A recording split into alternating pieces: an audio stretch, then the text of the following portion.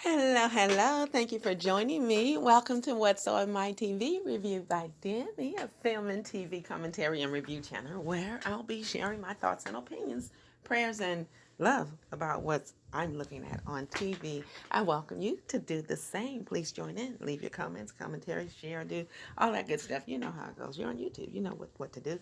So now let's get right into Married to Medicine LA Season 2, episodes 4 and 5. Episode 4, I believe that was called A Night of Terror. That episode was absolutely everything to me. Everything. It was everything. And the reason why is because it came on initially with the beautiful, wonderful Imani Walker. And she was talking about mental health in the Black community and actually putting a face to that. That part right there was just absolutely everything. It just solidified the whole episode. I thought that was absolutely wonderful. And I'm really glad to know that Imani Walker is here to shine a light on Black mental health. And the reason that I'm happy about it is because Black mental health matters, just like Black lives matter. Episode 5 was called Homecoming Queens, and Homecoming Queens is absolutely everything. I just love the way that these ladies are connecting or even just trying to purposely have a relationship with one another. And that's really what it's all about, because you can't go nowhere with bad relationships. Who who wants that? But let's stick with this. Anywho, all of the ladies. Jasmine is helping Kendra with her baby weight after she had her baby, which is awesome. And Jasmine, she said she can relate to that because she had gained some weight when she was pregnant. So, hey, they're working together. Kendra is doing an absolutely fabulous job. I don't know if anybody has noticed Kendra, but she is really doing her dang on thing. She's losing her baby weight. She's making sure that her friendships are intact. She's trying to make sure that the ladies clearly understand what's going on with each other and try to actually connect with one another. She has her new baby she's taking care of. She's going back to work, and she's maintaining her marriage. That is a busy lady right there, and she is very successful at doing them all. I am so proud of her. Kendra is doing that dang on thing, and Leah is too. You got to give it up to Leah, because Leah kind of seems like a wild card like this. You really never know. Don't push the wrong button, because it looks like you'll get the floor that you want. If you act crazy and you push the button, the crazy you'll get it. So Leah is really doing so good, just maintaining herself, being the person that she wants to be and not the one that others expect her to be. She is, I'm seeing that in her. I'm seeing growth in all of these ladies.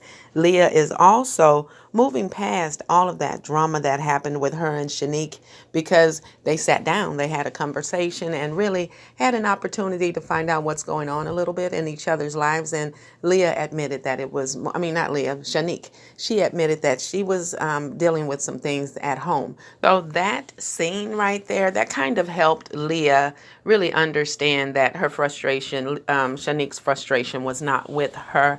It was more so with everything that she has going on, because she has a lot going on. And sometimes in life, when you have things going on, you'll tend to lash out at people who, you know, tend to want to know you, or even people that love you. And that happens. So I'm glad to know that Leah, or to see that Leah was able to just move past that and move forward. That's a good thing. And also, I'm really glad to see that Shanique was willing to even sit down and have that type of conversation and open up and let them know what's going on. So that is awesome. It's so inspiring to see this relationship. I can't say enough about it. That's awesome.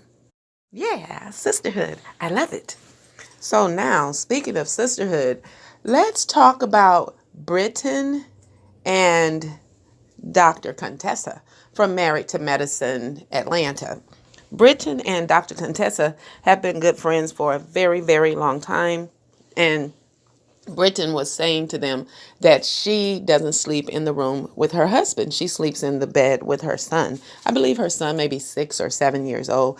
And Contessa was saying, you should have your son sleep in his own room, and your husband should sleep in his in your bedroom with you.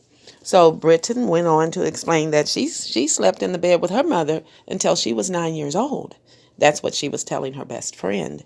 And Contessa said, but your mother wasn't married.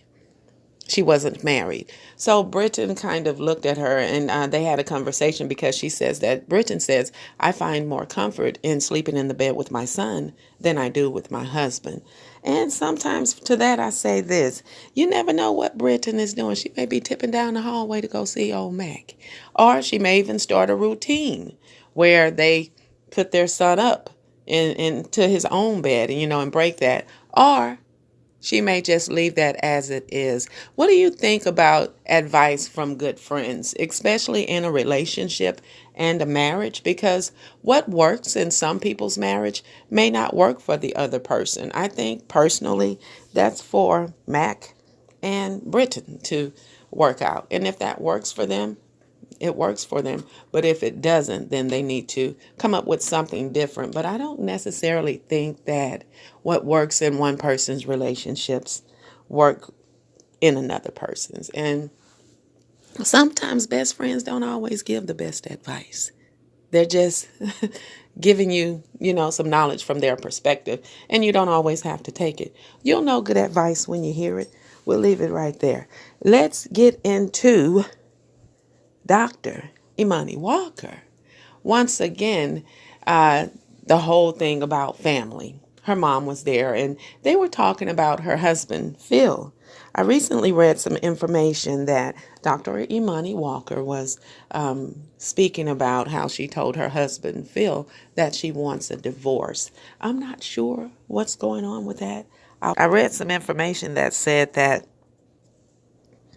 it's bad that they have to break up, especially when there's a child involved. You don't have to be in a relationship with somebody to be in a relationship with a child. No. See, that's where people tend to get things confused, because you'll find a lot of people who are in relationships for the children. And I'm like, well, why are you in a relationship for the children when it's like this? The daddy and the child have a relationship. That don't stop just because you're not there. Amen. Anywho, I'm glad to know that Dr. Imani Walker is there to speak on Black mental health. And the reason why is because Black mental health matters, just like Black Lives Matter. And that's what's on my TV.